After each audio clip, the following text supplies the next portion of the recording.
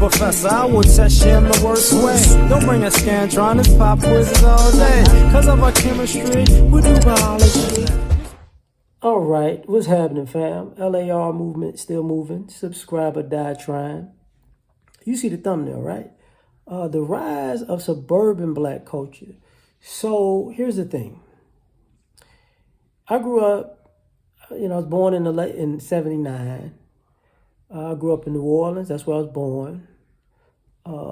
West side of Chicago in the DMV, which is D.C., Maryland, Virginia. I spent a short amount of time there before ultimately going to college and then settling where I'm at. So, excuse my dog. But here's the thing. The places I grew up in were rough areas at the time. And now that years have passed, there's a disconnect in Black America because people like me who grew up in the quote-unquote hood, we grew up and had kids, or the people we knew had kids, they moved to the suburbs. So now their kids and grandkids are suburban kids who come from a family of Black people who probably came up in the hood. So it's a totally different culture. The way I used to look at suburban kids, because the suburban kids wasn't really Black. Like if you found a Black suburban kid when I was younger back in the 90s, that was somebody who played sports or something for the most part, and they moved to a different district, because they got recruited. Rarely were they actually, it wasn't something tied to that. Or they went to private, even if they went to private school, they was in the hood. I take that back. So what wound up happening is what we thought about as suburban culture, white culture, we thought was kind of corny, kind of off-putting. We didn't catch it.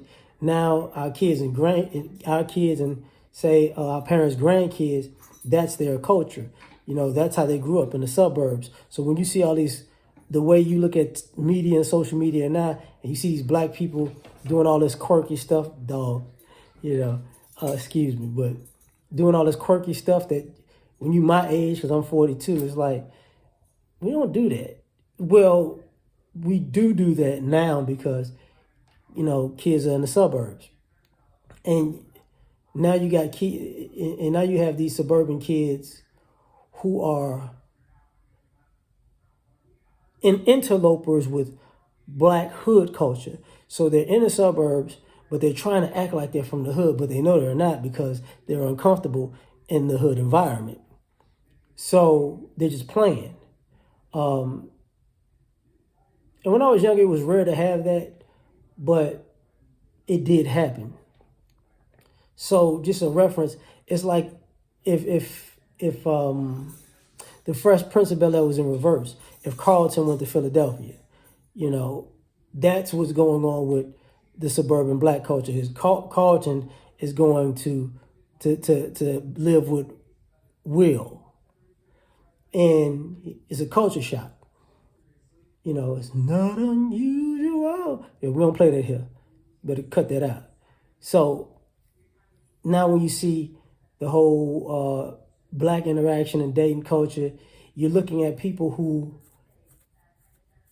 are dealing with the Joe Biden side of Blackness. If you don't do this, you ain't Black. And it's like, well, I didn't come up in that environment.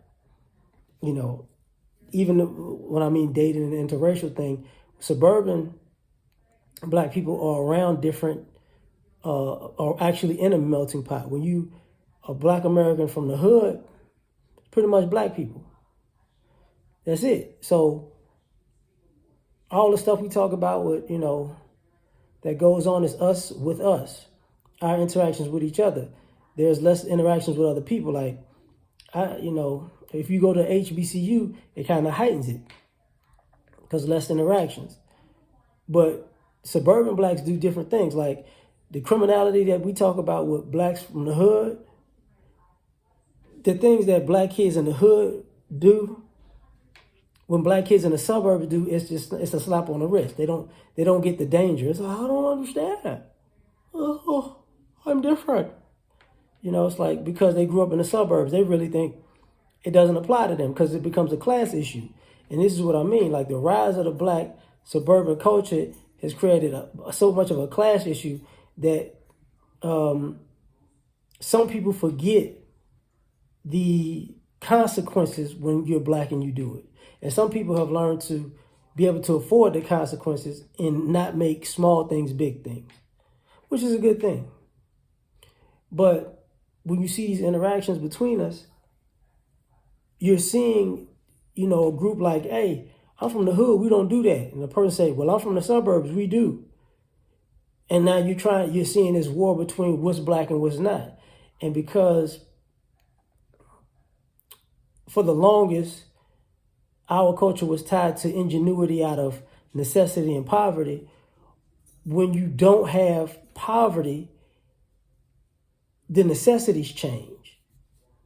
And since the necessities have changed, we have a hard time communicating because I don't know you. And sometimes we want to dabble in the suburban life, just like the suburban people want to dabble in the hood life.